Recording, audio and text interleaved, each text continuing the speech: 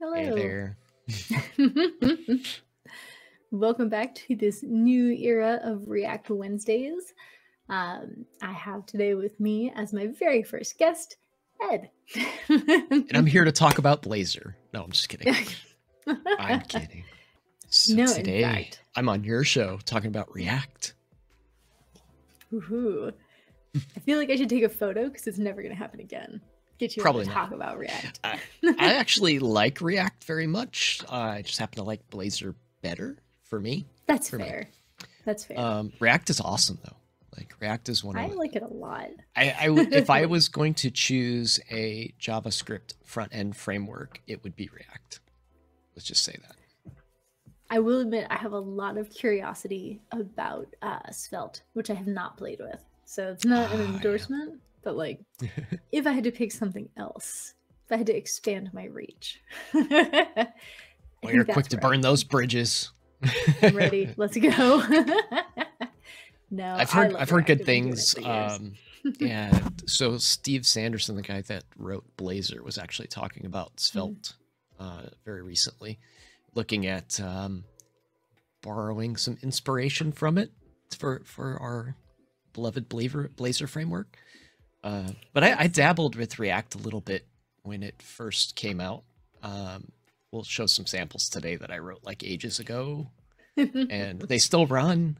They're on like, I don't know what version of Kendo React it might have been, but it still works. I can't answer that.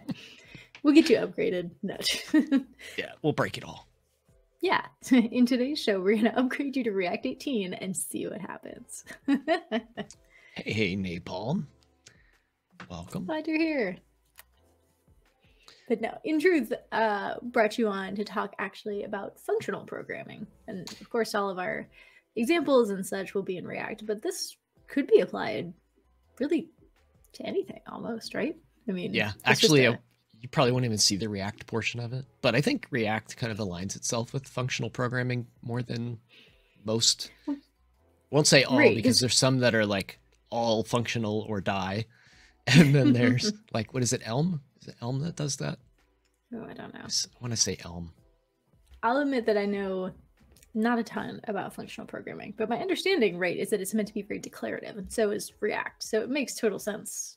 Yeah, that they play nice together. So there's kind of some fundamentals with functional programming, and a lot of people mistake this for like you can only have one. But in my practice, I guess you could say I believe there's room for both. Anyway, you were I think about to explain at a super high level functional programming.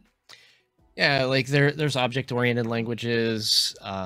C#'s one of those, and in like I want to say version like 3 or 4, they added a bunch of functional stuff to C#, which was interesting. And then JavaScript kind of adopted this in ES6, so they have the same type of functionality they added to JavaScript in ES6, which was what, 4 years ago, something like that. So a lot of these functions got added in, and and then there's that's a good point. There's languages like F#, which are like 100% focused on functional programming and trying to shoehorn some object-oriented stuff in there, and statefulness is kind of difficult. So I like languages where you can blend some of these things together. C# and JavaScript do this very well. So you can kind of express things in one way or another, and it makes it a lot easier to read your code when you have the ability to write it in a way that makes it more readable for people that are going to come back to your code base and try to work on it later. And having everything in kind of this one bucket can be difficult. Like if you're all functional and somebody approaches the code that isn't used to a functional language, they might not get what's going on. And then same goes for object-oriented programming. It can get a little bit muddy with like inheritance and all this other stuff. So it's nice to be able to take the best of both worlds and use them together. All right, let's try to do some stuff. So we have some resources. If we just do a bang fnjs in chat, so there's a cheat sheet in there, and we'll just go through some things that kind of help add the functional style to what you're doing with your JavaScript code. One of the things I didn't get to really talk about much yet is the idea of not mutating state. So sorry, I'm dying at this chat that came in and said, I'm not here for the tech, just the calamities. Yeah, no kidding. I actually want to be the new like subtitle, like the tagline of Code It Live. No tech, just calamities. But actually, before you dive really deep into examples, for anyone who might be coming in totally blind, knows absolutely nothing at all about functional programming or what we are talking about, can you give us just like a definition? Like, what is functional let me programming? get that. I've actually got some. We'll do slides here. Let's do that because we got kicked off track with this audio issue. So profesh. There we go. So it is a style that treats like computation and function and avoids, it treats our code as computation and function. It avoids changing state and mutating data. So that's kind of the basic definition of it. Gotcha. If you're showing slides, I can't see them yet. Of course not. What are we doing? What am I doing today? Example. Like, why is it? All right, let's try this. Remove. Present, share screen. I'm sharing the entire screen as far as I know, so I don't know why it's gonna do that. There we go. Perfect. There we go. So back to the original definition. That's the definition of functional programming. So it's a style that treats computation as a form of mathematical function, avoids changing state and mutating data. So with object-oriented programming, you always have like the obligatory like person class, the person that you create, and you have first name, last name, and that sort of thing. And then you might go through and like change the name and all of that. Functional programming is more written as just whole functions, and you might pass some data around, but you don't really keep this like very stateful thing that you're constantly manipulating. And we'll share some samples of how we can do that. And I think it makes your code much more readable, which is what I was talking about earlier. Like if you have your functional program, you have a lot of expressions, they're stateless, every function returns a result, and you don't have any functions that don't return anything. So in .NET, we call that a void return. In JavaScript, I don't know if there's a terminology for it, but basically, there's no functions in functional programming that you just call that don't have some sort of return from them. The reason is if you're calling a function that doesn't return anything, it's got to be manipulating some state somewhere. Because otherwise, why would you call that function, right? If you're not getting a result from it, it's not mutating state, then it's doing nothing. So you don't get that with functional programming. And I think that's actually good because you don't end up with these mystery functions that you just, have to run them and know exactly what they're doing to the statefulness of your application. And this is where things get kind of difficult with web programming, though, is like web applications are very stateful. Like UI is stateful. Like the UI itself is state. I feel like, React is very state driven. Yeah.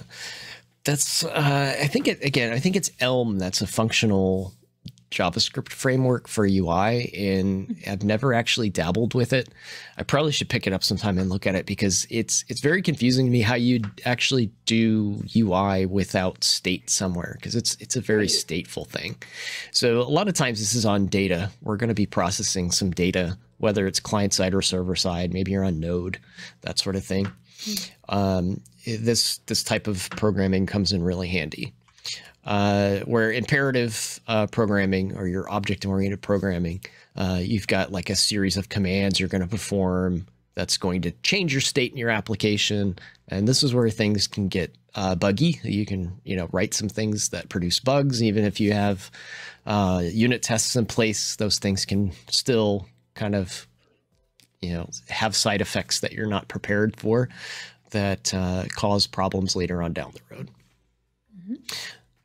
So I like to use these things together and do things with the best of both worlds. So like focus on like inputs and outputs, like writing functions that have a solid input and output. We know what we're getting in, or we know what we're putting into the function. We know what we're going to get out based on both the parameters and the name of the function and so on. Avoid changing the state of the system as much as possible. And again, if we're in UI mode, maybe that's really difficult, but right. As much as possible is really going to depend on what you're doing. And there's patterns that help with this, like the flux pattern and redux and stuff like that helps a lot with like creating functions that are basically dedicated to maintaining the state.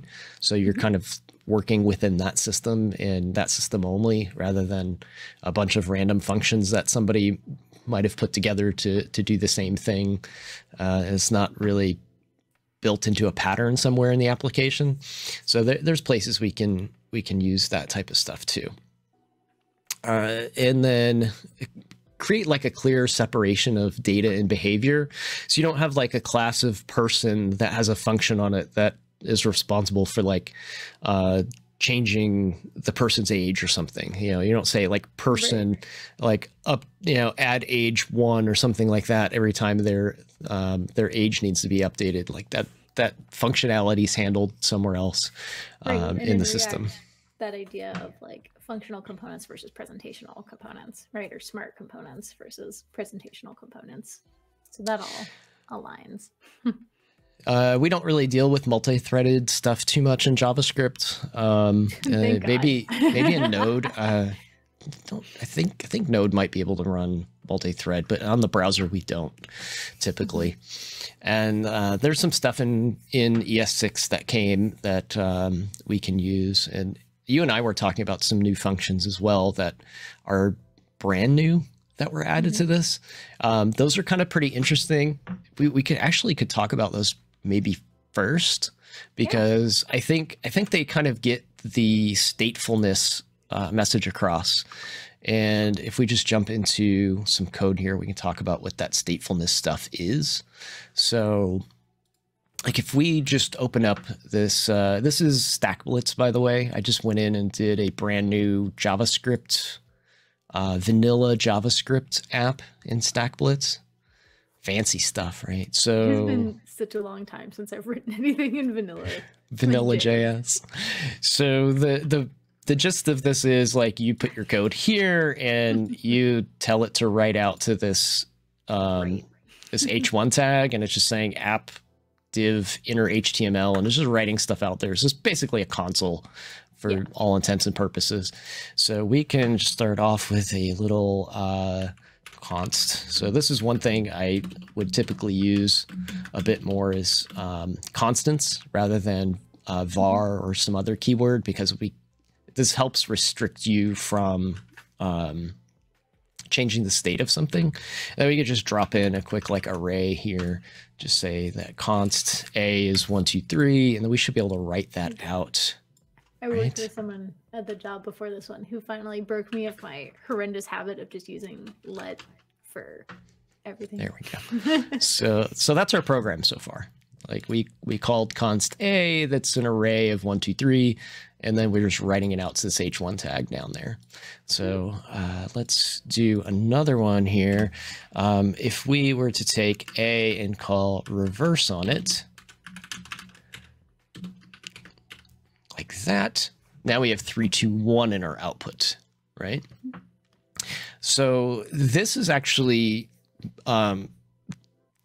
mutating state. So what it's done is it's taken, this is one of those functions I was talking about, by the way, where we're passing something in, we're not getting a result from it because the result's being assigned back to A. So now our array of 1, 2, 3 has been destroyed and replaced by 3, 2, 1 and is being written out here. This is not particularly functional. This is not functional. This is not Right. something that we would do in functional programming. What we'd want to do in functionals, if we're going to get a result from this, we probably want to assign this to something. Maybe we do want to assign it back to itself like this, or maybe we want to say that result is a.reverse. It's still showing 1, 2, 3 here because I haven't changed the output. It's still mutating that state. So let's make this a little more obvious. We'll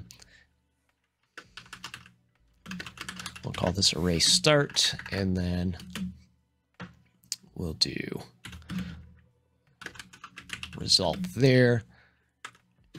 And I'm using string interpolation here, which is something that maybe not everybody's familiar with. So it's just a nice way of writing things in line to the string so they get written out as a string.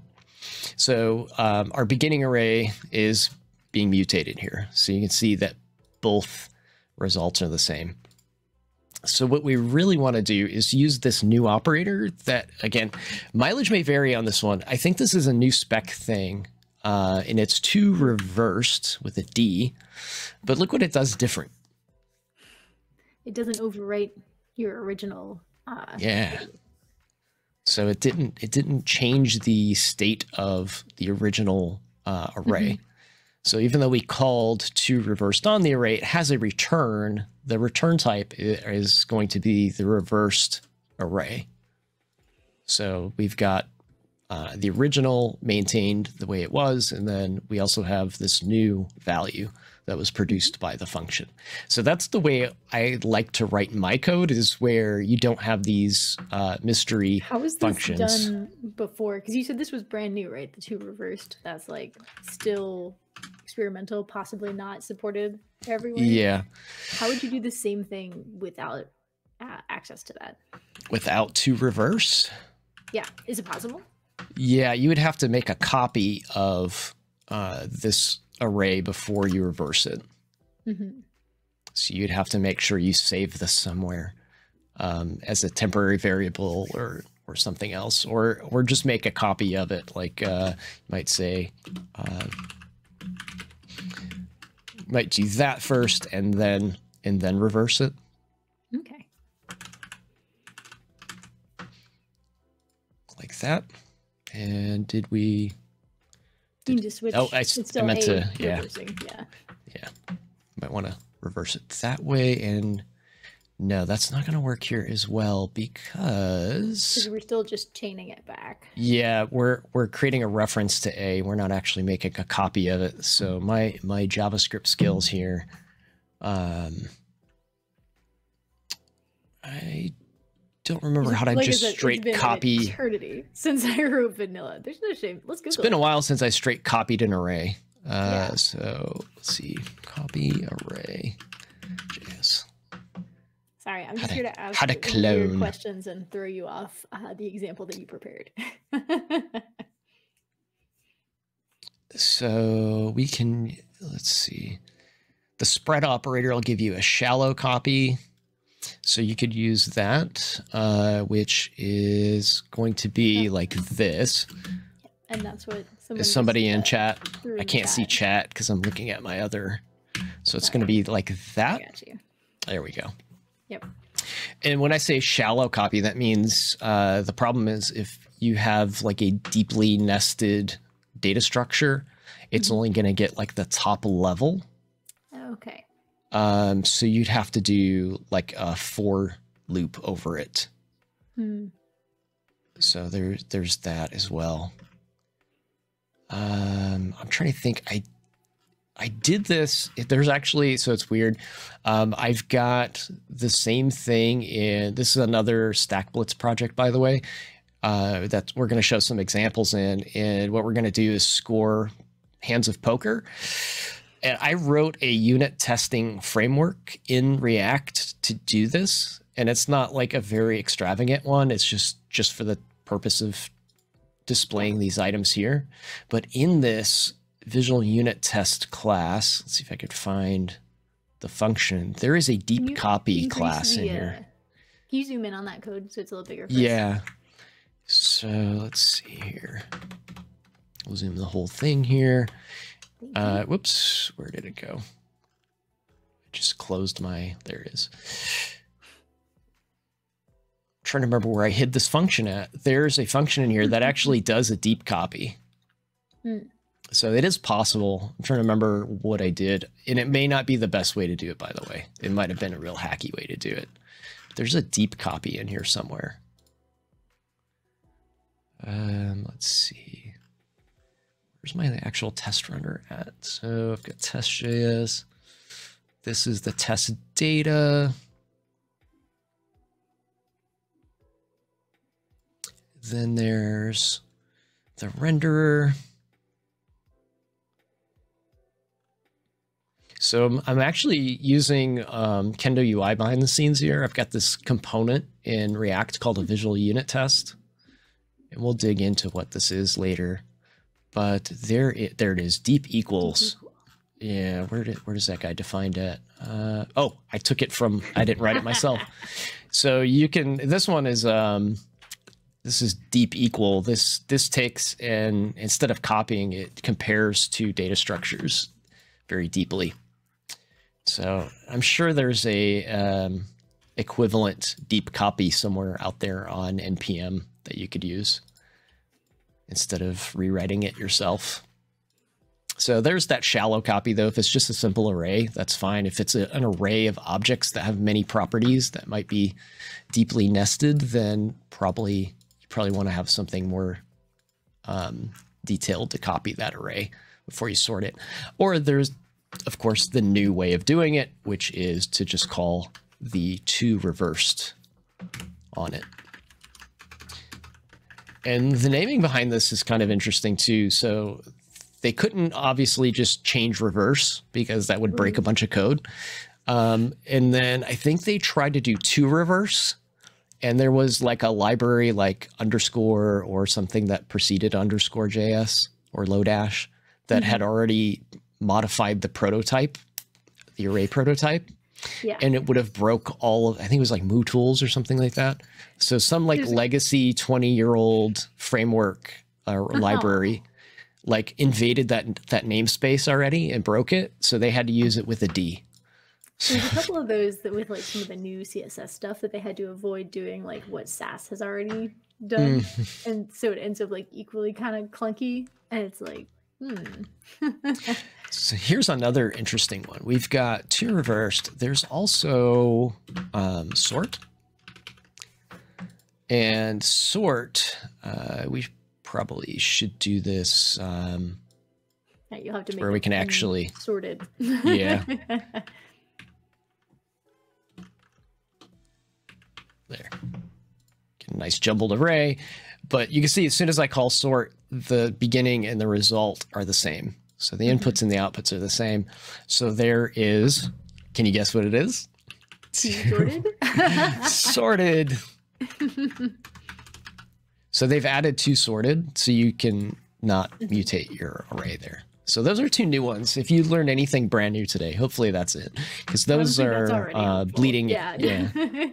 Those are bleeding edge. We just looked it up as like Safari just got it.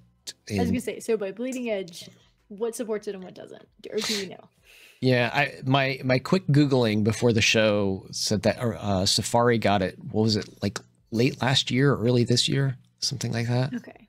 What do you in Chrome? We'll do it. Yeah, does Safari support toReversed? And yeah, and if Chrome has it, then Edge has it because they're both Chromium based. And of course, now I can't find that search I did earlier. Of course. And it was a tweet. There it is. There it is. The tweet came out on June 3rd, 2022. Safari got it, and I think it was, I don't even think it was out in Chrome until later than that. So it's really relatively new. Okay. I mean, we're talking about ES6, which is like 4 years ago, so this being a year old is new. I'd say that qualifies as new. Yeah, I think I think within a year counts as new for really anything, honestly. Yeah. So that's kind of the idea behind like mutating state versus not mutating state. So this is more functional, this way of calling sort, where the old school way of calling sort is more imperative, and it's like we don't even need to assign it to the result, other than the fact that we're showing, you know, two different instances of it there. Down there. Yeah. So there's that example that works pretty good. So let's try some more stuff. I've got a cheat sheet out there that looks like this. Were you going to say something? Sorry, I mean to interrupt you. Yeah. Unrelated. Do you remember how to block people in StreamYard? We've got some bots in the chat. Oh, absolutely. Let's see. Is it this first time chat? What's the name of the person? There's two, Shirigume47 and David Hopi 1. In case we want to become famous, upgrade our stream. Oh. They are banned. Awesome. And thanks. Which one? You said there's two of them? Yeah, the David Hopi. Yeah. Boom. Dead. Gone. Dead to me. Get moderators. Right. We are the moderators. Yeah, I've got my console up. That was one of my pre-flight checklist things. All right. So this cheat sheet you can grab if you do a bang FNJS in chat. Bang FNJS. There's a list of stuff that we'll be talking about. This is something I love, cheat sheets. Back when I was like in a physical office, you know, like in a building with other people in cubicles in a cube farm. I know, right? Yeah. So 2020 or 2019. Like I would pin these up, like we had like corkboard like walls on our cubicles, and I would always have these nerdy things pinned up all over. I love them because you can just like glance up while you're working and be like, how do I do this again? And like, it's like right there in front of your face. So I made this when ES6 came out. Back then fat arrows were still kind of a new thing. So I know people probably know fat arrows by now, but we'll talk about them anyway, just for the, you know, maybe there's some new folks that haven't used them before. So, or maybe you've seen them, you know, maybe you're a little bit newer, you've seen them, you don't understand why we use them. You just know of them. And even for folks that aren't necessarily new, you just see something and it works and you don't necessarily question why or how it's working. So it's nice to break it down. So this is like a normal function declaration in JavaScript here. And let's just change our output down here. Robert Table says they're not fat arrows, they just have thick bones. Our big boned arrows. So multiply, and then we got result.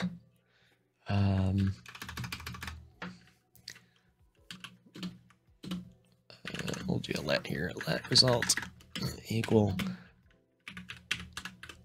multiply. And then we've got our multiply function here, and we'll just do 4 times 5, and our output should be 20, right? Boom, result is 20. Okay. So all the fat arrow does, and in C#, if we have, do we have any C# folks in here? I think SMAB UK, possibly C#, C# people. If you're in C#, they're called lambda expressions. So if you hear me say lambda expression, my bad. Sorry, JavaScript folks, that's what we call them. So I'll say that by accident. What they do is they shorthand the way that we write functions. So this is, if we write the function with a fat arrow, what we're really going to do is just basically omit the function portion of this, because it implies that there is a function here. And then, so we've got our, whoops, I did this backwards, by the way. Function part comes after that. In the chat. So not to be confused with AWS Lambda, because naming things is hard. Yeah. Yeah. So now I've taken the word function off the front of this and changed it to an arrow on the back end. So we still have two parameters here. And those two parameters are X and Y. And then we've got returns X times Y, right? So that got a little bit shorter. It might be a little bit easier to read, but this also implies that there is a return. So when we do a fat arrow, we also don't have to write out this whole statement here. If it's simple enough that we can put it in one expression, we could also omit like all the curly braces and all the nonsense and just say, we're taking X and Y and we're going to multiply X and Y together. And you can see our result hasn't changed. It's still the same function, does the same thing. So that's where fat arrows kind of come from. It's a short way of calling a function, shorthand way of calling a function. What's nice about those is when we start feeding into other functions, like we're going to have map and reduce and some other functions that they're called higher order functions. That's also another term that you see a lot that's in our cheat sheet as well. So higher order function is a big fancy term for a function that accepts another function as a parameter or returns another function as a result. So if my function takes a function as a parameter, it is a quote higher order function. If it returns a function as a result, it is a higher order function. So that's all there is to that. I have an example in here. We'll go kind of circle back to that one. It's a little bit more in depth. We haven't quite got there yet. Another thing that I like to kind of demonstrate is like function delegation as well. So like function delegation can be super handy. We'll just try to copy this one. I've got them up on my other clipboard here too. Let me copy this out so we can play with that for a second. I think function delegates help name things a lot. I think I have a more defined example here too. So let's try pasting this one in. All right. So we're using some of those lambda arrow, or sorry, fat arrows in here.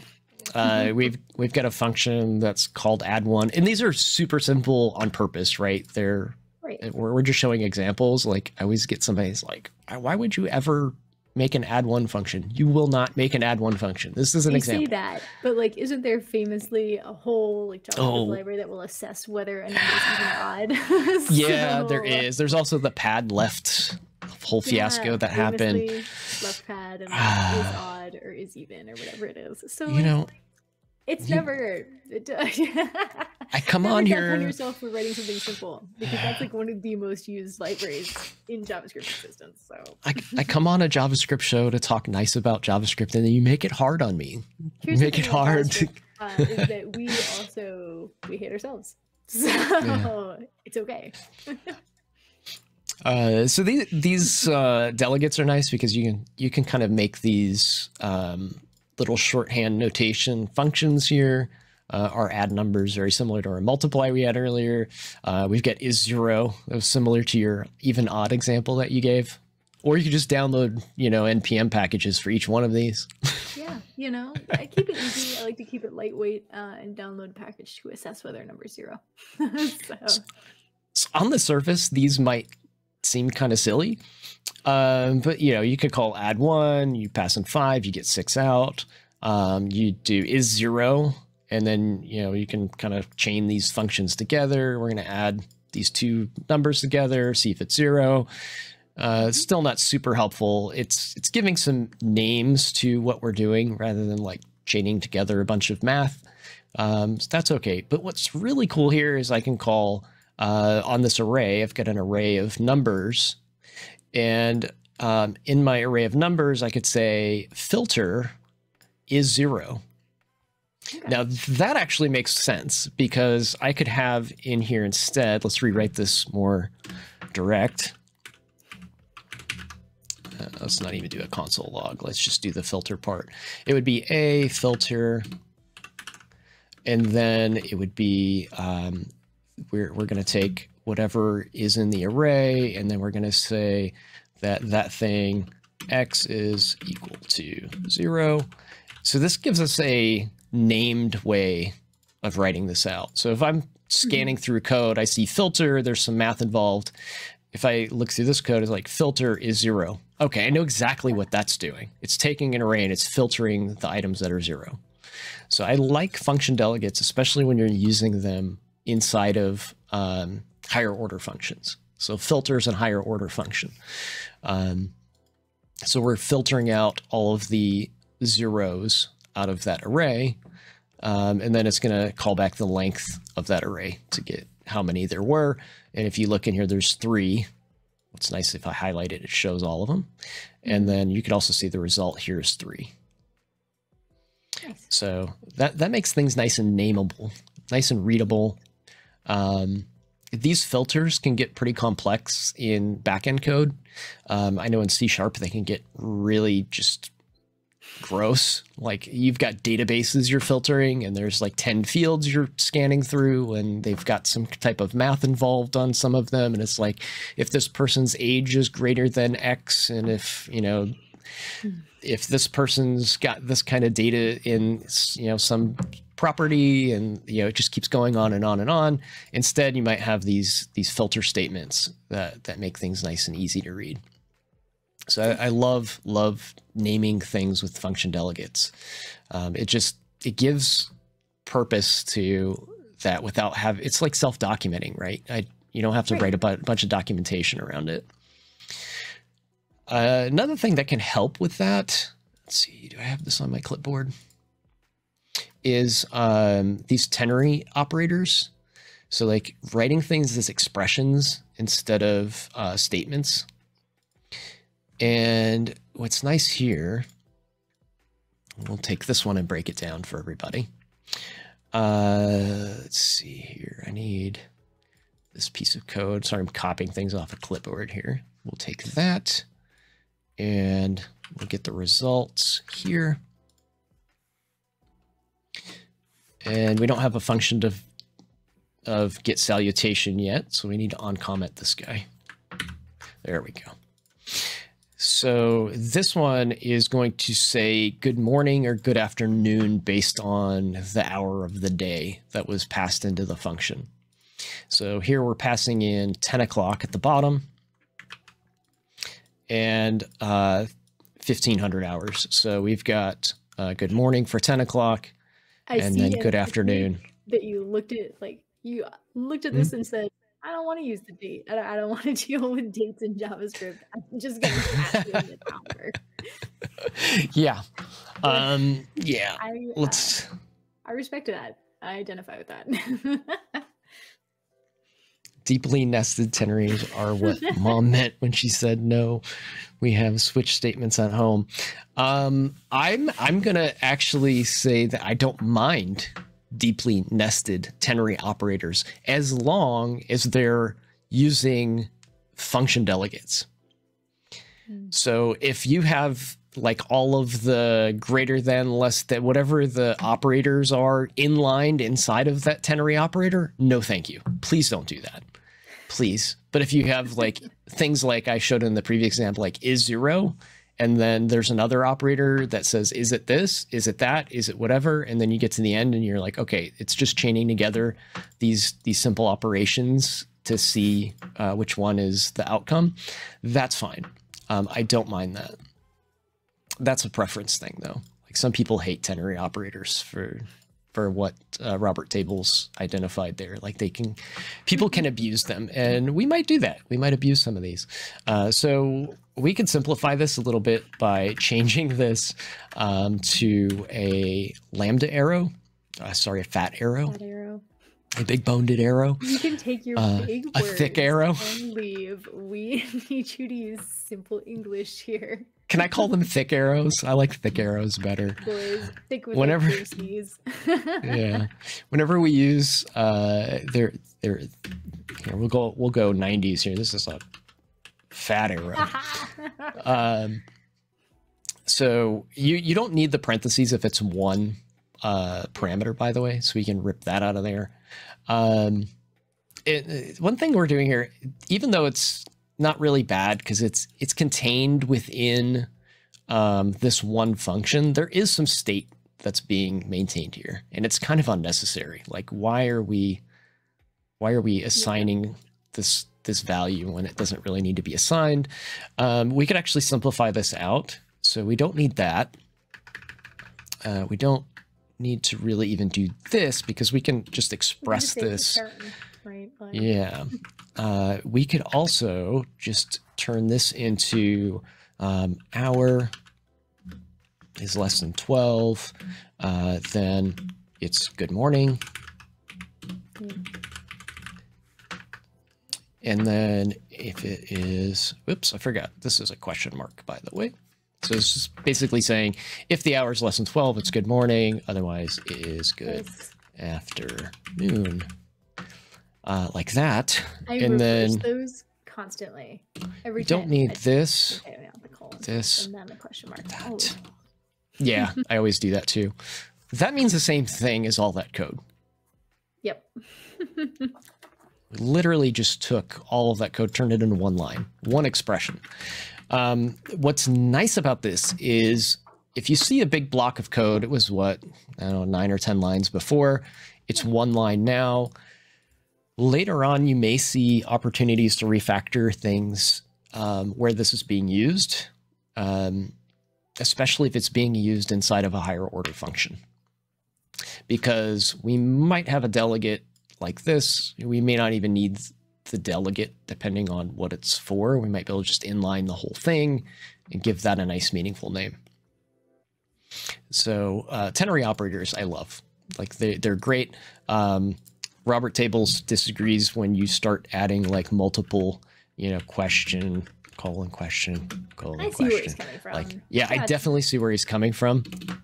When you have a bunch of these in line, right? Okay, there's like 4 of those. Yeah. No, we can use them intelligently though, and still chain them and have it nice, I think. But it requires some mental focus to do that. Let's see, what else do we have in our cheat sheet? I lost my browser tab. Which one is? Oh, there it is. So expressions are nice. They make things nice and easy. We talked about higher order functions. Currying is a very interesting one. Currying is one that I feel people probably aren't using a lot. I was going to say, please do talk about that one, because I don't feel like that's one that I fully understand. So let's play around with that one. I've got to go over to my other monitor again and grab that. Currying is fun. It's one thing that's nice for is parity matching. I'll talk about what that is. Let's see. Let's copy this full example. This one's going to be maybe a little bit of a mind bender for some. That's okay. So the original function might look something like this. And we're going to take and create a function called convert units. So it's a very, very generic function for doing conversions between like 2 different types of units, like pounds and kilograms, or kilometers and miles, Fahrenheit, Celsius. It can do all of those things because it's super generic, and it takes a unit that it's going to convert to, the factor which it converts by, and then an offset value that you might use in the function that you're doing that calculation with. And one of those examples of an offset would be like when you're converting Celsius to Fahrenheit. So you're going to add or subtract like 32 from it. So that's what the function does. If you want to see it written out in full form, that's what it looks like. You can also express it in a single line as a function delegate with a fat arrow. But what's actually, let's pull this one back up here. So there's something special about this though. I didn't get to. It's a function that takes these 3 parameters, right? Mm-hmm. Which returns a function that takes an input, which returns the use of those 4 parameters together to do some math and some formatting, okay? So the original convert to units function actually returns another function. Mm-hmm. And that's the thing that we're really concerned about here, is the fact that convert to units returns another function. So you'll see a double fat arrow here. because I'm where I had function and function before. Now I have a fat arrow and a fat arrow, which on the surface that might look a little confusing, right? So we've got 3 parameters that get passed into a function that takes 1 parameter, which uses all 4 of those values to do math, trim the decimal point, and then concatenate a string to the end of it. Okay. So what's cool is we can say miles to kilometers is convert units and give it the 3 parameters that is required to get that function back. And then once we have miles to kilometers, it requires just 1 parameter now, and we could pass in 10 and it will give us back the result. So we've kind of shorthanded this. It's almost like a factory here. This convert units is able to produce these functions that have a meaningful name on them, rather than having a bunch of generic convert to units functions that are taking 4 parameters being used everywhere. Right. So if we could call convert to units like this, and then pass in 10 here. Like that. That would actually do the same thing. And I don't know why it keeps jumping up in the top there. I'm not doing that. It's StackBlitz doing that. We could call convert to units this way, and it would do the same thing as converting miles to kilometers and giving it in, passing in the 10 miles. That's the same exact thing. Right. So instead of passing in these 4 parameters all the time, we can actually pass in 3 parameters once and then reuse that resulting function multiple times. And I was talking about parity matching. Well, this doesn't look super helpful on the surface, maybe. What is super cool is without currying, this is what your function would look like. And please stop jumping up to the top. Maybe if I clear some of this out, it'll quit doing that. If we did weight in pounds and we passed it to a map function, so we have an array of values that we want to apply this conversion to, we would have to call this, we'd have to use a fat arrow here and say map this incoming value to convert to units, and then pass in all 4 parameters here. That's not as easy to read as the curried version of it. Every time I add comments, it throws it to the top. I can say weight in pounds, map pounds to kilograms. Right. The reason I don't need, this is optional at this point. Oh, come on. The reason I don't need this X here, and it's optional, is it going to jump every time I type too? It is. Yep. Wow, that's fun. That's so weird. Yeah, I don't know why it's doing that. The reason we don't need this is because it's the function that we're calling has the same number of parameters. So pounds to kilograms has 1 parameter. There's only 1 parameter or 1 argument on map. So it's implied that 1 parameter is going to be called with that value. So we can just say pounds to kilograms here. Had multiple parameters, you would still need to write you'd have to write it this way. If it didn't match the method signature didn't match what map is looking for as a parameter or an argument.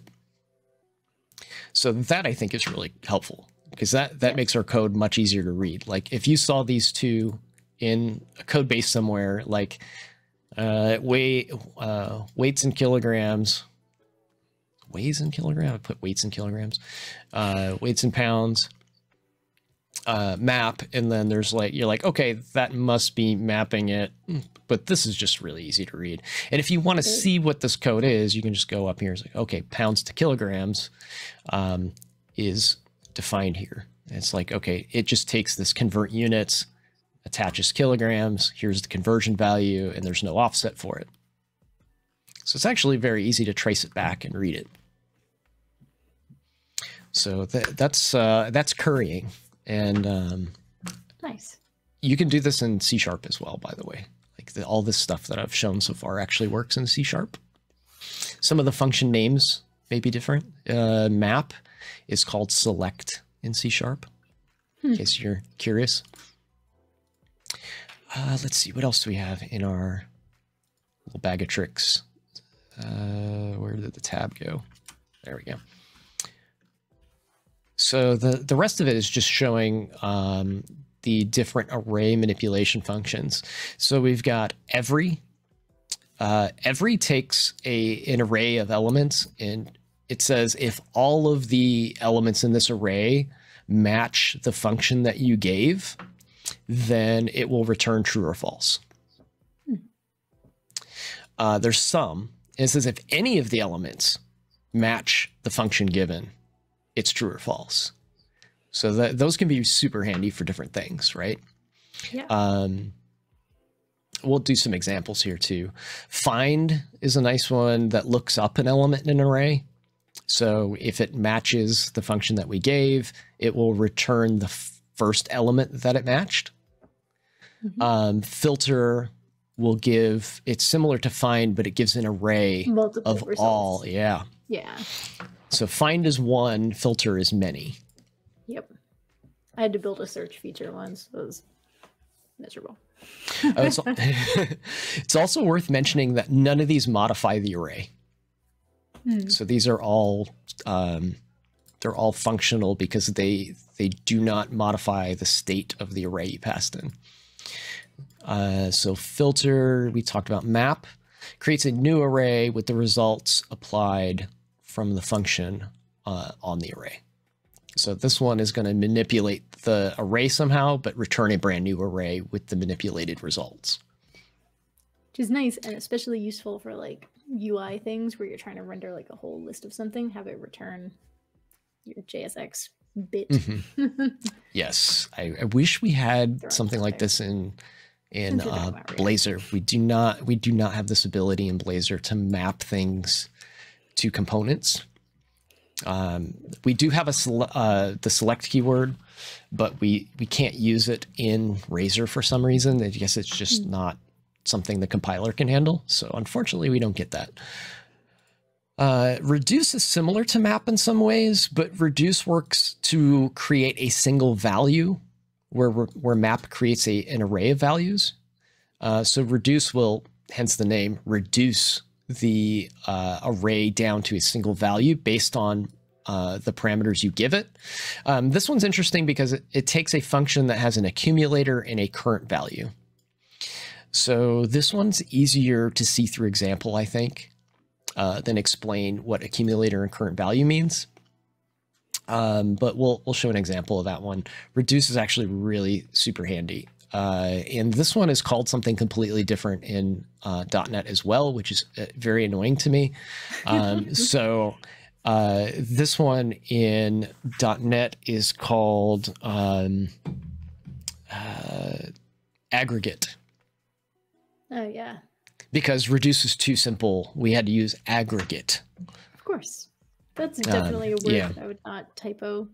Yeah. Like, I screw that up constantly. In .NET, we have where instead of filter. We have select instead of map. We have aggregate instead of reduce. And then we also have, instead of sum, it is any. And instead of every, it's all. Yeah, so some are, those are more depending. accurate. Yeah, like every and all, like I could deal with those. Some in any, I could deal with that. Aggregate. Yeah, find. We actually have find. There's and then select, and then where. Like I actually like where better than filter. But map yeah. Okay, I could see that. You lose me at aggregate and reduce though. I'm like, all right, I just want to call this reduce, please. Sort. And then I have the warning on this one because it mutates state. We saw there's actually 2 sorted and 2 reversed. I need to update this and add those now that they're available. What were you thinking? Can't believe you've let this get so out of date. Oh, I didn't get to talk about method chaining yet either. So let's look at some of these real quick. I've got, and hopefully the thing quits jumping around, because that's getting super annoying.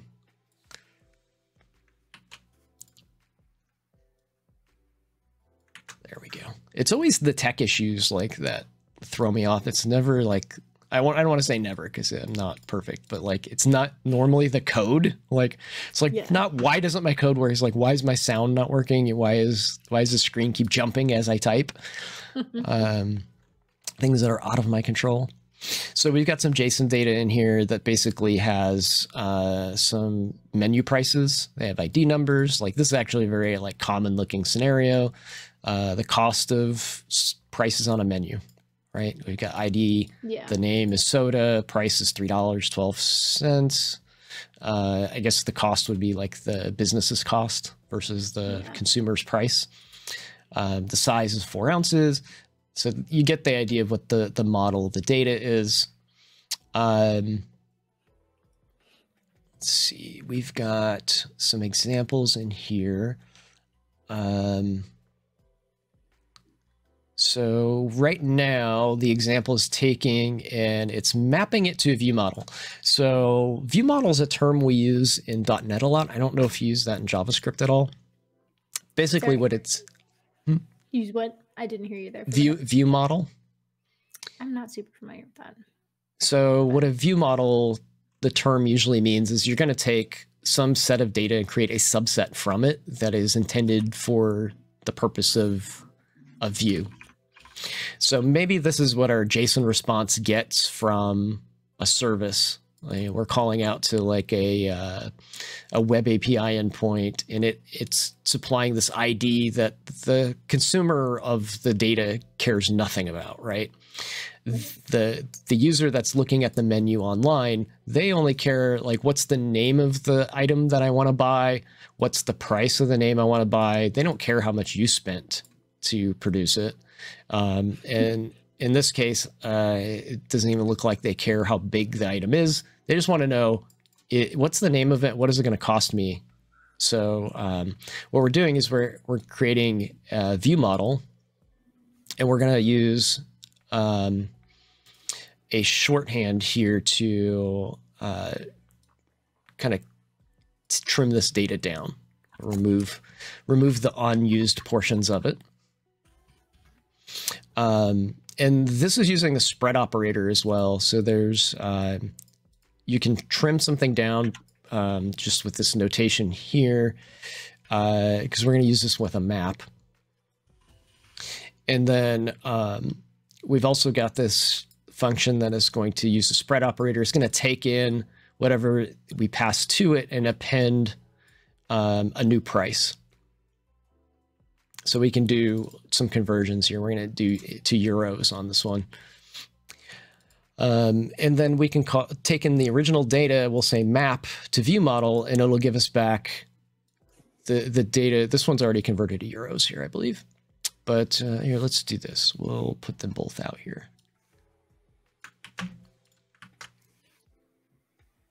So we'll say drink menu. And then we need to separate these a little bit. I didn't like that. I'm in the middle of a function. There we go. That's what I'm looking for. Can I do... Yeah.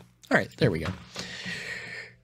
So we're taking this, we're removing the ID from it, and the size of it and the cost of it. We're only focusing on the name and the price properties of it. And we're doing that by creating this data structure here and then mapping to it. So we can call map, and we can say to view model. And then we could take that same drink menu that we applied that to, and we can say map to euro, and it will take that data that we pared down at once already and convert that to euros and display that. So we've got those two things there. Notice we're not destroying any data while we do this. The original data is still intact, and the original price menu is still intact. We can display both the euro and the regular price. So that's using map. So map is good for iterating over an array of data and creating a brand new array from it. So that one's one that you'll use pretty frequently. Let's see here. I've got more of these. I want to talk about method chaining. This is a good one. Method chains. Let's start a little bit from scratch here. We'll talk about map, filter, and reduce together. So we have like a shopping cart here. Mm-hmm. And let's see, what we want to eventually get is this total, but we haven't got there yet. Let's just write app div dot inner HTML. Throw this in a h1 tag, and we will get our data. Where's it at? Just write this guy out. Whoa.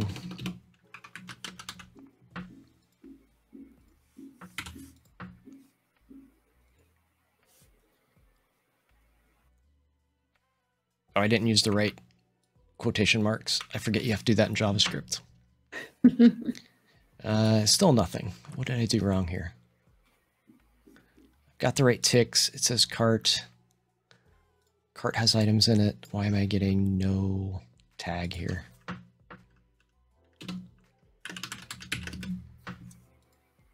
Nada.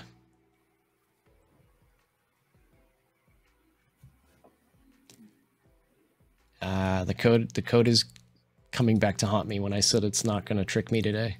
Right. I have a typo here somewhere. Where is it? Let's try this again.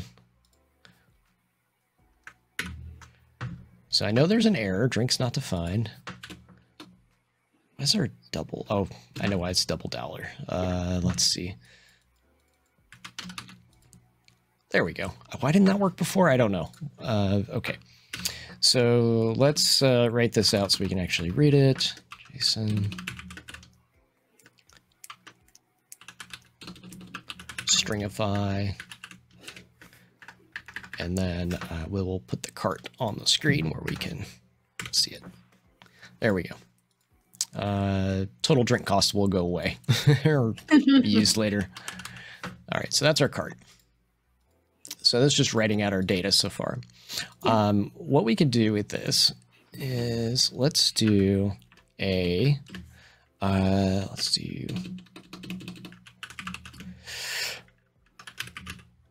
what if we wanted to just get the drinks? So we can say drinks is cart.filter, and then we can say the, say C for cart, C dot name is equal to drink. Okay. So this filter will actually get the drinks from the cart. So we come back down here and just say drinks. There's our drinks only, right? Mm-hmm. So let's just take that off. So there's our drinks. We didn't change cart at all, but we just have our drinks. So we could also come in here and say, and also the item's price is greater than $10. So we can have this big filter statement like this, and that's not too bad. It's still fairly readable, but imagine if you had like many points of data, right? Yeah. So what some people don't know is this is also acceptable.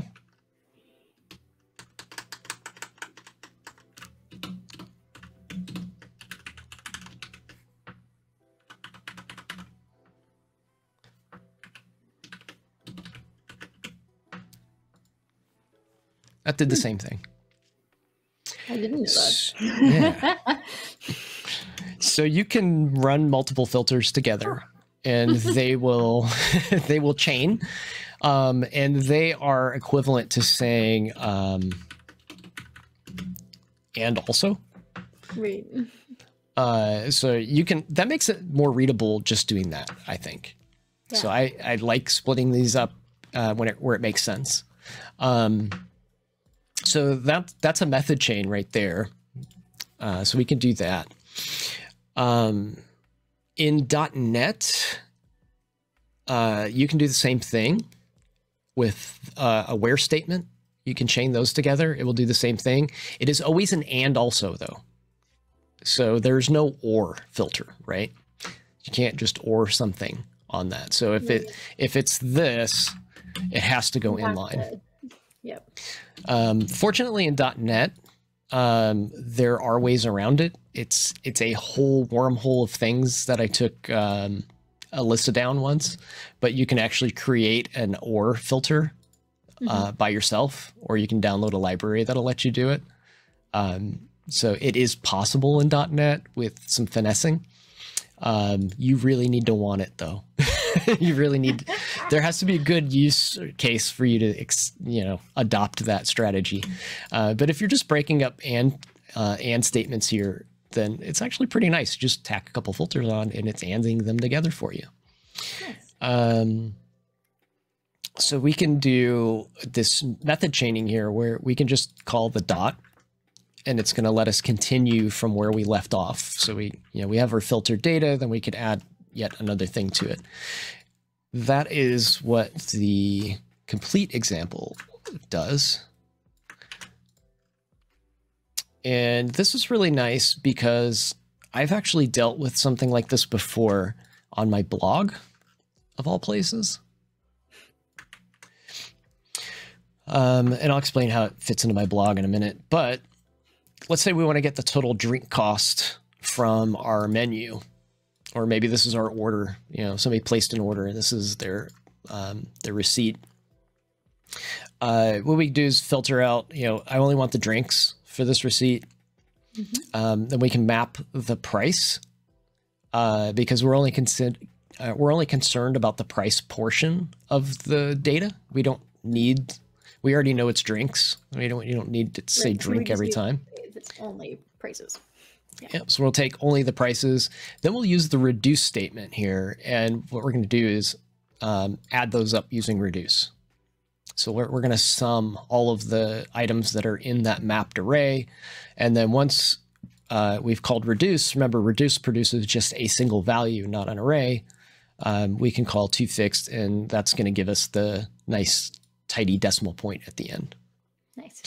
So that's a method chain right there. So these are always preferable whenever you can use that rather than a bunch of statements and method calls separately. They're pretty easy to read, in my opinion, too. Yeah. I agree. And if they're not, you can always delegate these and make delegates that have a meaningful name to it. Right. Let's see, what else do we have in here? Pipelines I'm going to leave out because it requires you to add a function to your code to make this work. This is kind of taking method chaining to another degree. That's very opinionated, so we won't talk about that one right now. Let's see, we've got about 30 more minutes. You good for 30 more minutes? Yeah, let's do it. All right, cool. Let's do some more examples. We've got... Yeah, and of course, chat, if anybody has something they want to see or a question. Absolutely. Now's your chance. 30 minutes left. Oops, I didn't mean to hit fork, but I did. I was trying to change... There it is, workspace settings. Where's the font at again?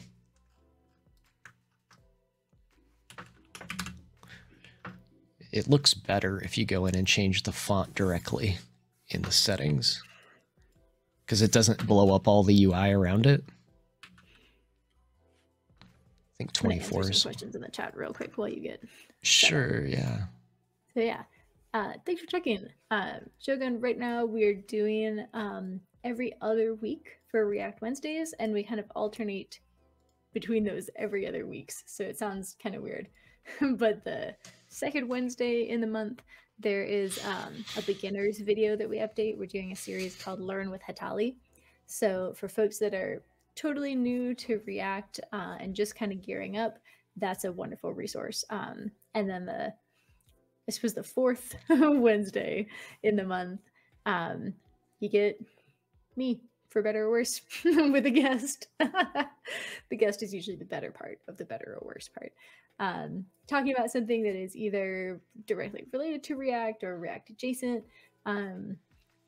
Interviews with library maintainers, chatting with people that have done something cool with React. So we kind of alternate that schedule. And that will be reflected on the Twitch schedule there before. Joanne, I'd like to see how to precisely place an image on a web page. I don't know that that's super relevant to our topic today, but I'm tempted to cover it anyway because I love pixel perfectness. I love CSS. So yes, me too. We'll see if we can once Ed is done with this example and we kind of wrap up our functional programming stuff. I definitely want to do more CSS this year. There's a lot of fun new stuff that came out. I just really want to dig into it. 100%. Yeah, container queries finally ready. Here, I'm going to do this bang FN again. FN.js. In case anybody missed the resources, this is in there as well. Both the answers and the one that I currently have up. This is a very custom, like I call it a unit test, but it's basically a code exercise. So there's a bunch of files in here that we really don't even need to worry about. They're all for producing the pass-fail part on the right-hand portion. And what you want to focus on here is the scoring JS in the components section. Because what we're going to do is challenge ourselves to use some of the things that we learned about the array methods and some of the functional stuff. I'm not laughing because the comment section. Yeah, I see. About Tailwind, and I'm like, they've had enough functional. They're on the Tailwind bashing. I love it. See it. So what this does is we've got two functions. One is designed to get the high card because these are all poker scoring things. If you don't know anything about a hand of poker, you might need to look that one up first. But what we've got is the high card, which is used usually to determine a winner if there are no poker hands available. So like nobody's even got a pair. We're going to go down to the high card.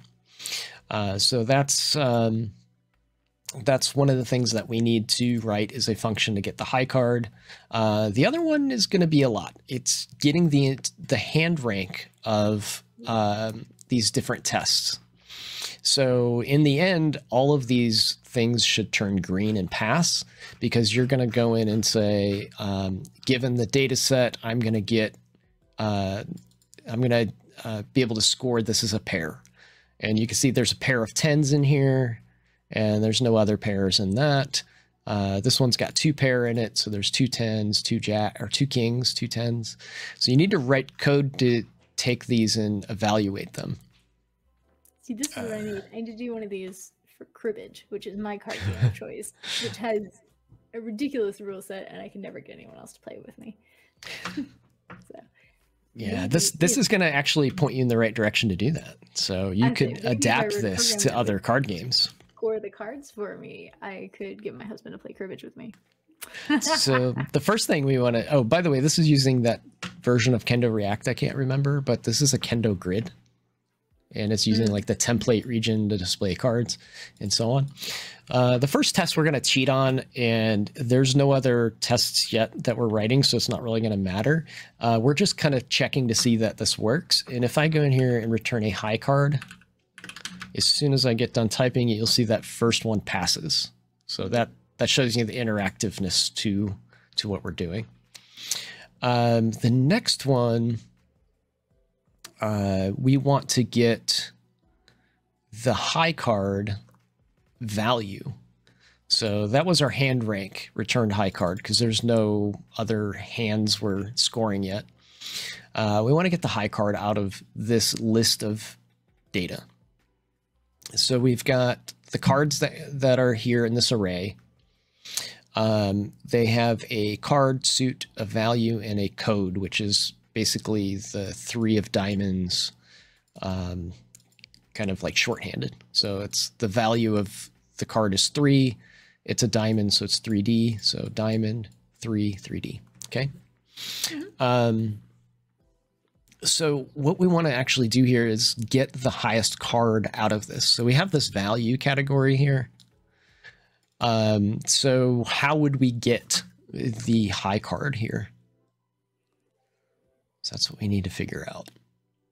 I thought you were asking me genuinely, and I was like, how would you go about this, Kathryn? What would you? This was all of a sudden a test, and I was like, "Excuse me." So we could do something like a for each loop. We could use some of our filter operators, something like that. One thing people tend to gravitate towards here, and it's going to be the wrong answer. And again, this is like just a self-practice thing. So I'm not saying wrong answer is like you're doing something bad or you don't know some, I'm insulting your intelligence or anything. Generally speaking, what people will reach towards is they're like, I need the high card, so I'm going to get like the max value here. So they'll do something like cards.sort, and then they'll say, okay, after I sort them, then whatever's on the bottom is going to be the highest card, right? But the problem with that is usually when you do like a sort or something and get the top one, it'll work. But depending on how large your array is, and I try not to talk about performance too often, but this is a big one. Sorting is a very intense, processor intense thing to do. Depending on the size of the array of items, a 5-card poker hand might not be much. So not a big deal here, pretty negligible. You go into production on a big database that's got tens of thousands of records. You don't want to be sorting that just to find the high record in the database. Like that's bad. Do not do that. So sort, I would say don't do here. Another one is, I don't remember what it is in JavaScript. You get like the max value out of the array. So, but that's only going to get, it's not going to give you the card. It's only going to give you the value. So it'll be like, it's 13, but it's not giving you the King of Hearts 13. That's where I thought you were going when you were saying it wouldn't work for this. I was like, because it's not telling you the actual cards. Yeah. Important to the poker hand assessment. We want the full card here. I don't think I have. Yeah, I don't have it on hand. I'm going to give you the shortest way to do this. Let me see here. I've got it on the side of my screen here, and that is to do a reduce. So that would have probably been my first thing to go to. And I wish I had the long form version of this because it's a nice exercise in writing this out. Let's maybe give it a try. We'll throw this up here real quick. Test my JavaScript skills today. Write this out. Reduce always reduces my ability to understand the code. So it's a good example of what reduce is. So the first thing what we'd probably do is set up like a placeholder and say var high card equals, and then whatever we're passing in here is the card array. We'll just grab the first value out of it because we need to start somewhere, right? We need to start comparing these. Yeah. And then we need to do a for. See, the for arrays and for eaches in C# and JavaScript are different. So this always throws me off. So in JavaScript, in .NET, we actually have a for each that will make this a lot easier. So Angular has something like that too, if I remember correctly. So I'm gonna actually cheat here. I know, like, I need to copy and paste a template to do this. So instead of cars.length, we've got cards. How convenient. And then we're going to do a comparison inside this. and say for each card in card length, we will take the high card and actually we need an if statement. If high card is greater than, or sorry, no, it's if card index dot value, is it value? I lost my scoring bit on the side. It's going to be number value. I had a little cheat up top here. Number value is greater than high card dot number value. If that, then high card is equal to card dot current index. Because what we're doing is we're walking through this array and then return high card. And why am I getting card is not defined? Oh, that's why. It's plural.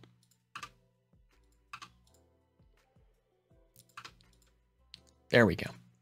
Hey, I did it right the first time. Look at that. So that is what I just wrote. We've got a placeholder. We're going to walk through the array of cards, and then we'll say for each item, if the number value is greater than the current high card that we're holding here, then we'll replace it with the next card. And then we'll return once we're done checking each of the items. Does that make sense? Yep. Okay. So, I was... sorry I had to wake you up. It's okay. No, I'm not drifting. I feel better. Cindy chatted me and she's like, y'all are way over the hour. So I know. That's my fault. I always go over. In the Slack and crap for it. Let it never happen again. So I think this is a great example of what reduce does, because this is like almost verbatim reduce, the method. So reduce takes an array, it iterates over it, and then, did I show this before with the cheat sheet? Let's look at our cheat sheet for a minute. Let's see, cheat sheet. Why is that popped up? Go away. I thought I had something in here that shows this. Maybe not.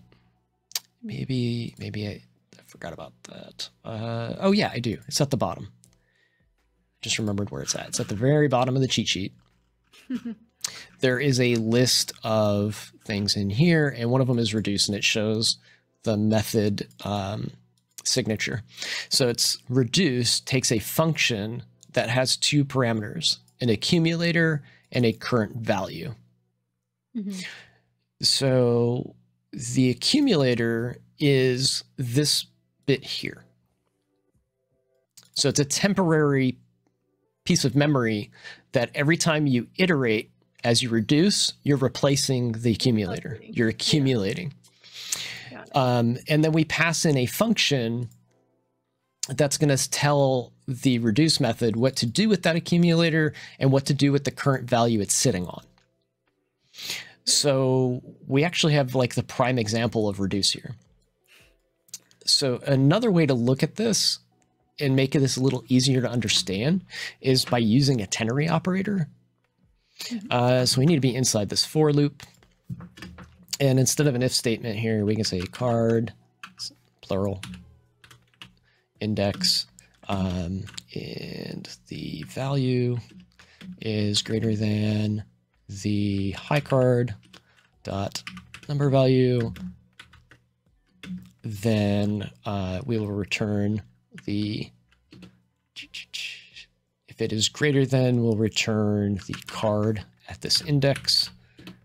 And if not, then we'll return the high card again, right? So that eliminates that if statement. And I think I need, oh, I did the plural thing again. Pluralize that. and it's failing for some reason. Do I have my We're still logic returning the high backwards? card no matter what, right?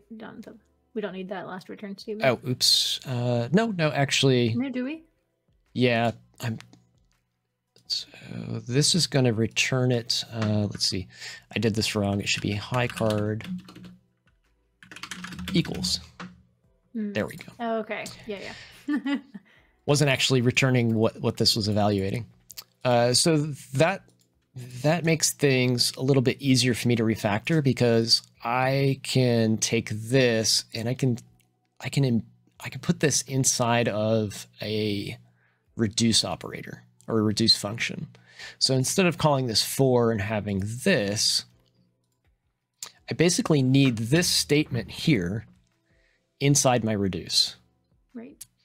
So if I have cards.reduce,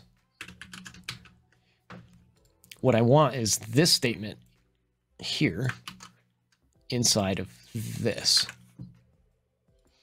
It has to be reworded just a little bit because some of this stuff is implied. So we have, here, we'll just go ahead and copy this out so you don't have to watch me type it again. Oh, but it's so much fun. We'll comment this out instead. But this gives you a good inner workings of what reduce is doing. I've got too much stuff. There we go. Reduce. I pasted this in wrong. We will comment this whole bit of shenanigans out of here. And comment this guy. Except for the comments. We need to comment the comments. All right. So it takes an accumulator and an iterator. So we've got reduce. We're going to accumulate the high card, and then we're going to pass in this high card in the next card that it's going to evaluate. If the next card it evaluates is higher than the high card, then we'll return the next card. Otherwise, we'll return the high card. That literally describes all of this code that we wrote. That is so nice. It describes all of it. And that passes. So we can remove that now. So that could actually be expressed in one line. And honestly, yeah, like this is much easier to understand if you're just skimming through the code for the first time versus that like chunk of like. So I will argue that if I didn't maybe check this ternary operator out before, I might not have realized it was just an easy replace with a reduce here. Yeah. Because this is literally what was inside of that if statement. And it's built into the function to call it. So that's really nice. Accumulator, iterator, and we're done. That gave us the high card, not the value of the high card, but the complete high card. So now we've got to rank some hands. So we've got pair, two pair, three of a kind, straight, flush, full house, so on. I tend to do these out of order because finding things, I'm trying to remember which ones are easier. Pairs, two pair, like stuff like three of a kind is actually harder than something like a flush, where a flush is all the same suit, right? So, I've got these in Kendo so we can sort it. So these are all hearts. So something like finding out if it's all hearts is really simple to do, right? So we could write this one. So if we wanted to find out if it's a flush, what we could do is say cards dot, it's going to be, I got to look at my cheat sheet again because I'm thinking C#. Every. I wanted to say all, and I knew it wasn't all. Every card. So if every card is card, given an expression, suit,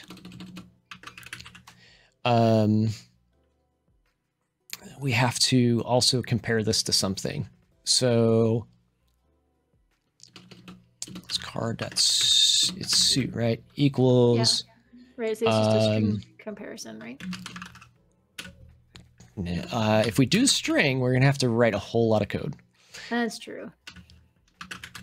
So if we just take the first item. And check if they're all the same as that. Yeah, no, and see if they're all the same. Is it triple equals? What I've got a circular thing here. Let me see here. What am I doing wrong? I don't want to take forever, and I know this is really simple.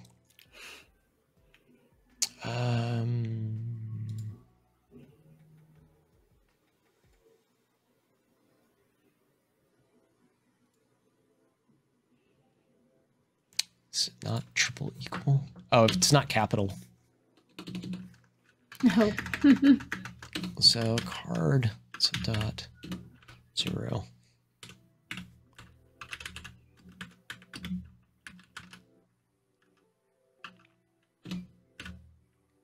Card suit.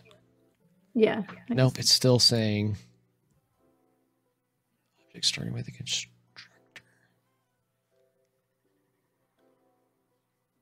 All right. I don't know what I'm typing wrong here, but I know that we're on the right track. The next step would be removing it from here. Mm-hmm. And let's actually create a method for it. You have a typo const. Here to help. Yeah, I'm the typo king, so. And let's see, what are we solving for? Our unit test broke. Hang on a second. Let's get our screen back. It's still trying to evaluate something even though I deleted it. So it must have been something else that was. Uh-oh.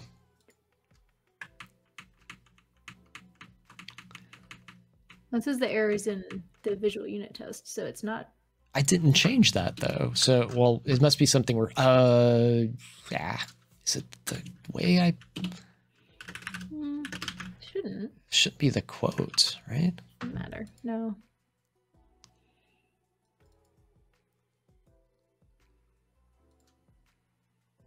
Boy, this is weird. Oh, am I missing... Is the statement complete?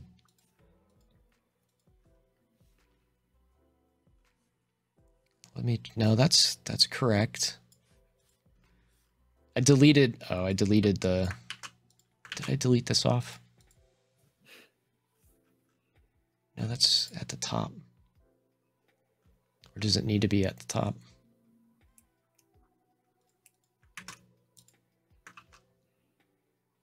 How did I completely break this entire thing?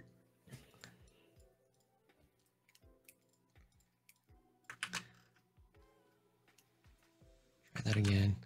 That got pasted back in. Get hand rank. Return. High card.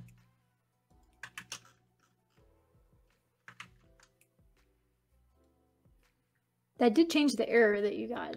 Yeah. Remove that. That's.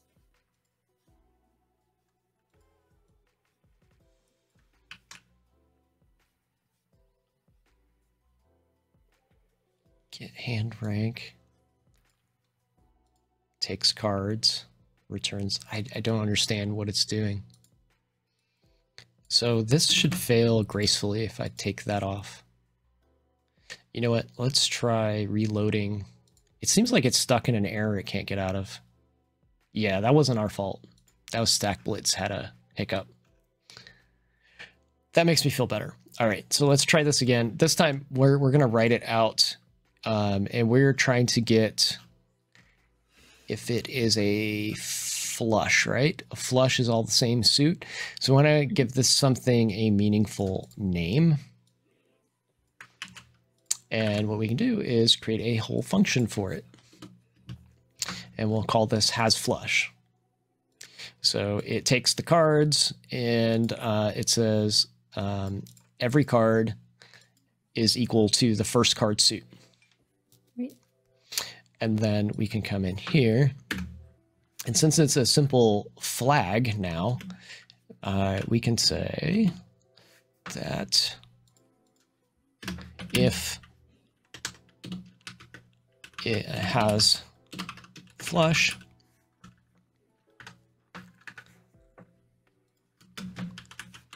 return flush. If it's not a flush, it'll fail over and it'll return the high card. The way that works, why does that keep popping up on me? Now Windows is trolling me with this thing floating. Do you all see that? It's like hovering the preview. Yeah, it's in my way. There you go. Okay. So this is called a return early pattern, by the way. This is saying like there's going to be multiple returns from the same function, and whichever one it hits first early, it will return. So we can say if has flush, return flush. So we've got very human readable code here. So we need to fix some more of these now because they're all returning flush. What's another one that would be really easy to do? So we've got...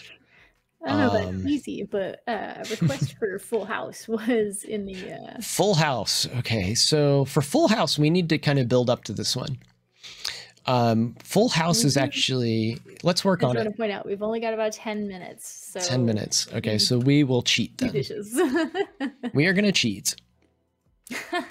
We need to do 2 of a kind and 3 of a kind in order to get a full house. So we need to get those solved first. So if we want to solve a pair, let's do this. And I'm cheating totally here. I'm not the best coder in the world. That's just like riffing this off the top of my head. I'm going to create a generic function called has of a kind. Okay. And what this does, it takes the number of a kind we're looking for. It takes the card array. Notice the double set of fat arrows. Mm-hmm. So what is this going to do? Oh, you're asking me an actual question. So. I'm kind of asking rhetorically. If you want to answer, you can. Because we talked about it early on. We talked about it. So that is when we're passing a function into a function, correct? It's technically a higher order function in more than one way, but the thing I'm looking for has something to do with fine Indian cuisine. Currying, yes. So we're going to be currying this because what? And you pointed out that the correct answer would be chatting. Cheating is just to ask the AI to do it. So we're taking a parameter called number. And that's going to return us a function that takes a parameter of cards. Okay. And 2 number value groups, I think I have not defined here either. I've got another. Yeah, this is cheating in a big way. So I think somebody picked the hardest one is what they did. So this one I actually need a third-party library to help me with, because there was no group by function in JavaScript at the time I wrote this. I don't think there still is. And we need to do some grouping here. So what this 2 number value groups does, it gives me the number of value groups in the hand. Mm-hmm. So this is going to say it's going to group them by their number value. So when I run this on an array, it's going to say there's like, for example, in a pair, there will be one grouping of clubs. Here, it's probably easier to see or not clubs, value. Want it by value. So you'll get a grouping of kings. Mm-hmm. So there'll be a group there. There'll be a group of jacks and a group of tens. This is 2 pair, by the way. So there will be 3 groups total. One group will have two items in it. One group will have 1 item in it. Another group will have 2 items in it. And this will give me that tally. So we're going to do that. So it gets the number of those, and if some of them are equal to the length of the number we're asking for, then it's true. So if it has of a kind and we pass in 2 as our number in the array of cards, then we'll get the true that it has at least 2 of a kind, or a pair. Okay, so we've got that, and we need to build off of that. Let's see, has of a kind, and then we can curry these guys in. So now we'll say has pair is has 2 of a kind with the parameter of 2, has 3 of a kind has the parameter of 3, has 4 of a kind has the parameter of 4. So now that we've built those up, somebody literally did this on purpose. They wanted the hardest one possible. Oh yeah. No, I mean, the comment literally says fun to find. I don't think it says easy to find. So if we want a full house, now we can call has a pair, and we can call has 3 of a kind. Mm-hmm. And all we have to do is pass in the card array, because we already defined the parameter of 2 and 3 here. Yeah. So now we can come back down here, and we need to order these specifically too. So if has full house, return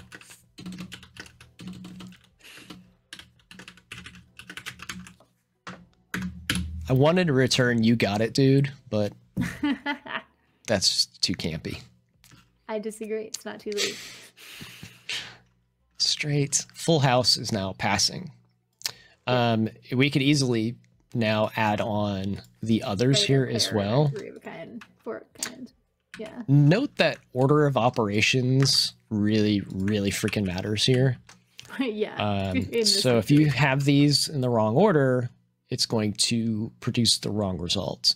So we want has pair, which I think we defined. And it should fail, right? Because I didn't put it in the right order. So this one needs to go up here first because it's the lower of the sets.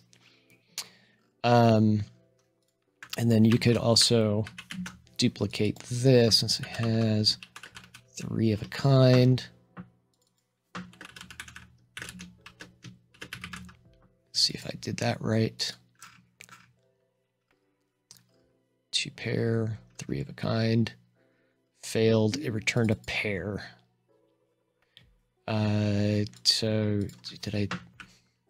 Is it that way? Yeah. Yeah, because you would need to go. Nope. Pairs. This one's returning.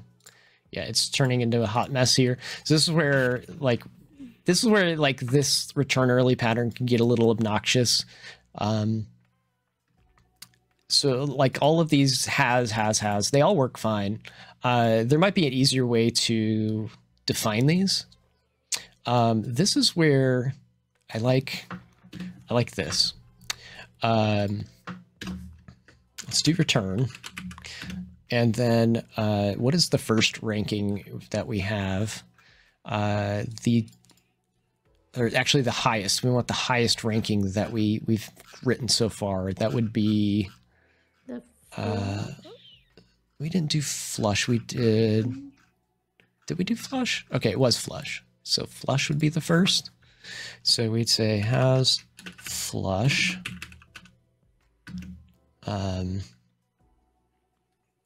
If it's a flush, then return flush. If it's not a flush, then our next, what was our next one that we had? You can see where I'm going with this, right? Yeah, full house rate would be the next biggest. I'm trying to. I'm not a poker person, so I'm trying to rank. Yeah, it's been a long hour, so we could do that. It's been 2 hours, friend. If it's a flush, then return flush. Otherwise, we'll check and see if it is a full house. If it is a full house, we'll return full house. And we keep going until we get to the end where we don't have any more evaluations and it's just like, well, it's a high card. Yeah. Right, like that. So that's another way to write that out that I think is pretty clever. And this is where chain ternary, that doesn't look bad in my opinion. I agree. Like I could keep going with these. And it's like, okay, it's just going through these because they're all doing the same thing. Has, right? Has a flush, right. has a full house, and so on. It's just going to keep evaluating those until it gets them all. Now, there's a smarter way to do this. This is probably going to blow some minds, I hope. We could look at we could look at these functions as data instead. So let's look at the completed example. Like I said, I've been cheating. I've done this a long time ago. I don't want to remember it all live in real time today. It takes about 8 hours to complete this. And then we need to zoom this in a little bit. Workspace settings again. And this will be our last thing before we wrap up here. And let's see here. We'll go ahead and pump that font size up to, I love how it immediately like kills, like if I hit backspace, it's going to font size of 2. So like I can really shoot myself in the foot with this. Yay, DevTools. So font size 28, save that off. We can make this nice and big and see it. All right. So I've got all of these methods here. Let's look particularly at, these are like helper functions. Let's look at all the has functions. Mm-hmm. So we've got a function that takes cards and the result of it is true or false, right? Yeah. Right. All of these do that. Takes cards, returns true or false. Takes cards, returns true or false. They all have the same method signature. So what we can do here is we're going to create a method called getHandRank. And we have a structure here that has 2 properties, an evaluation property and the strength property. Okay. All right. So we have has a pair, has 2 pair, has 3 pair, 3 of a kind, and then they're all weighted out. Strength, strength, strength. That makes sense. So then you can just sort them. Yeah. And now we'll sort in reverse because we want the top strength first. Mm-hmm. And then we will run a find on it. Remember, find gives us 1 result. Right. Where the evaluation of this function returned true. Okay. Yep. That makes sense. So now all the functions are being treated as data. Nice. So this will sort these out depending on their strength. So we're going to look at this one first. So we've got this at the top of our array. Then we're going to find, and it's going to go through these, and it will say, has royal flush, this evaluated to false. Has a straight, this evaluated to false. Has 4 of a kind, this one evaluated to true. We found our first entry that returned true. Give me this property from it, and then return that as the one value that we're returning.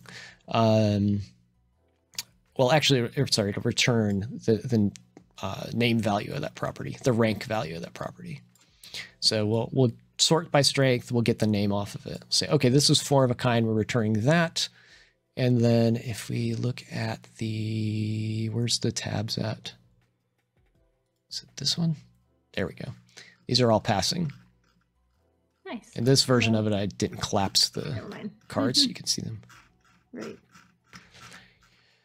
So this is nice because, like you said, you might want to score a different card game. Yeah. The mechanisms here are already here to do it. Also, you could have custom rules that maybe house rules say that full house is the most powerful thing in here. You would just come in and modify this and this only, give this a strength of 11, and then now full house is the most powerful suit in, or set in the game. So that's more flexible than having to go back and change the order, the physical order in code of the if statements or whatever you use, the case switch, whatever it was that you decided to rank these with.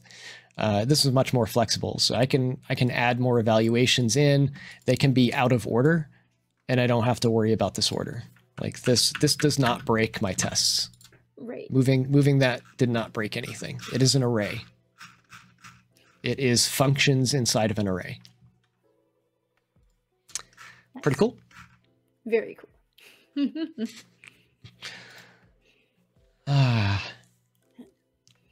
C#, something about C#. You can do this in C#, by the way. Have this same exact code in C#. Yeah, I think Phil was just talking about other ways to do the double fat arrows. Oh, in C#, the double fat arrows are, it's going to be a func of t of func of t, like that. That is your double fat arrow in C#. But it is quite possible. You don't see a lot of currying in C#, probably because of that reason. I like to call these, like, these are your types, your type declarations. And whenever you do a generic type, you get these angle brackets. And you'll see something like this that has an expression of func of t, and like these things start like adding up on the end. These are your chevrons. This is your rank in C#. So you're like a sergeant, I guess. I don't know the military ranks, but like once you start hitting these, like this defines your rank. That's hilarious. That's your C# chevrons right there.